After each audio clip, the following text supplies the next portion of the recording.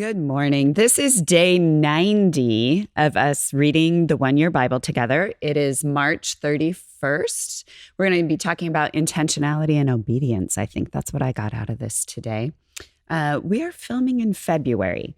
So when we talk about March, I'm thinking of the phrase, in like a lion, out like a lamb. I hope that it's really nice today. It is the last day of March. Beautiful day. I hope we're going out like a lamb. We need it. I agree. Yeah. So I'm Krystal DeHunt. I am part of our online team here at Gold Creek. And I'm Leah Bender. So I met Leah. Leah is actually part of the same GC 365 reading plan that I am. I did not know her before today, but I just loved the comments that she was making. And I said, hey, I reached out to her by a phone and said, hey, Leah, why don't you come be on the GC 365 with me? Yeah. And I was so excited that you reached out. I think that being able to do the One Year Bible in community has been such an enriching experience for me. And it's been really fun just to get to know each other this morning even. Yeah, it has been. So let's talk about the Old Testament. Yeah. What were your thoughts today? Well, like you mentioned, I really took away this theme of obedience and intentionality. And in Deuteronomy, God is really laying out this awesome plan for how to show gratitude for all the things that he's provided us through celebration. And he wants us to be really specific and intentional about the types of sacrifices that we're making, about the kinds of, the quality of the sacrifices that we're making, and that we're giving our best. It's not the, what's ever left over, but it's really the first best quality is what we're providing back to him. Well, and what I thought about, so many times we're told, give 10%, give your first fruits, da-da-da-da-da. Today he says, give according to the way that you've been blessed and give back the best of what you've been blessed with. And that strikes my heart. I love that. I agree. I think that blessings come in degrees and we should be giving back in those same degrees. Absolutely. Yeah. Absolutely. And then he also talks about setting up a king in Deuteronomy, which I was like, setting up a king? What are you talking about? You are our king. We don't need a king. But then he talks about if you do set up a king, here's all the rules. And the rules are the king gets up, he writes down all of the things that he is supposed to do and how he is supposed to be a great king every morning. And he reads through it every morning. And it struck me, this is what we're doing with our GC 365. We're reading the manual every day. Yeah, it's so true. And I've tried to read the One Year Bible on my own in the past and have really struggled with it. And to be able to do it with a group of people and with someone helping to facilitate, which is you, it really brings that to life. It's inscribing these rules for living into my heart in a new way. And I think that you're exactly right. Deuteronomy is talking about that, inscribing how you should live into your heart.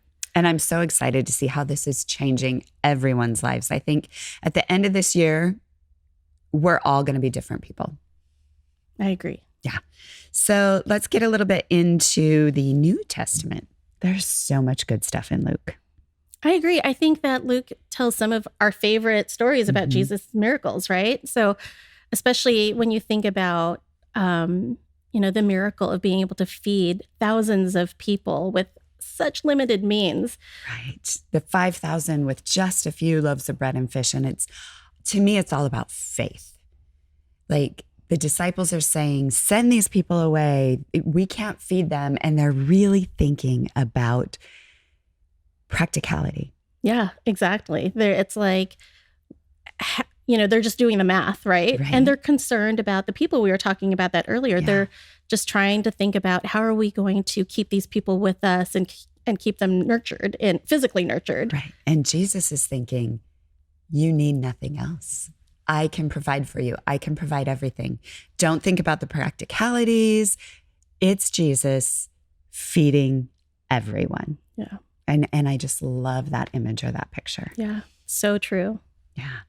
What else was in Luke? There was something else. Oh, yeah. This is really interesting to me. Jesus says so many times to his disciples, I'm going to be crucified. In 3 days, I will be raised from the dead. I will be resurrected. They just don't listen. Mm-hmm. When it happens, they're shocked. They're and totally surprised. Yeah, every time. And they try to fight back. Yeah. And that every time that gets me. But what stood out in this reading was Jesus says, if you want the abundant life, you have to give up your life, take up your cross, and follow me. Mm-hmm. And the image of him taking, the take up your cross and follow me, he's not been crucified yet. So to me, that image, I was like, I don't understand. Did the disciples understand what he was saying by taking up the cross? He hasn't carried his own cross up the hill. He hasn't taken on the sins of humanity yet.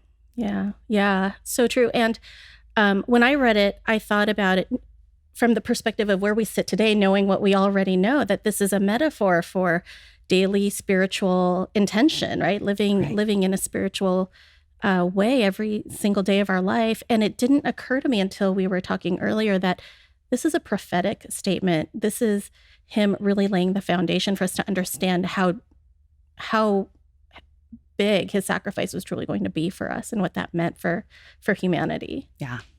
Definitely. And then in the Psalms. So today ends the Psalms of David, right?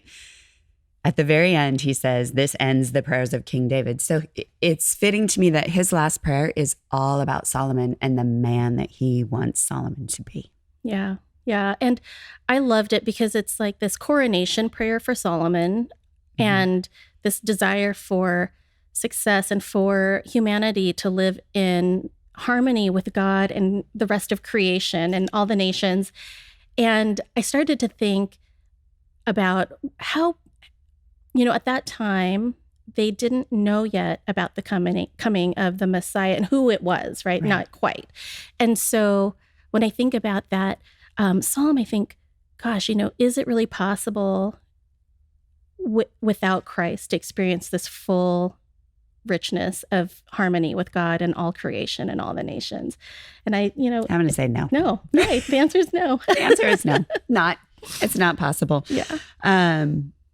And then lastly, in Proverbs, a sensible person wins admiration, but a warped mind is despised. And I say this all the time. Proverbs is my favorite book of the Bible because it's snippets. Yeah. It's like if you just read that little bit. Yeah. And you could read one a day, every day, each month, right? And those could be your rules for living. It's so much wisdom in there. And what this one really says to me is that, if you know right from wrong and you knowingly sin or cause harm to a person, it's like you're guiltier than someone who does it unknowingly.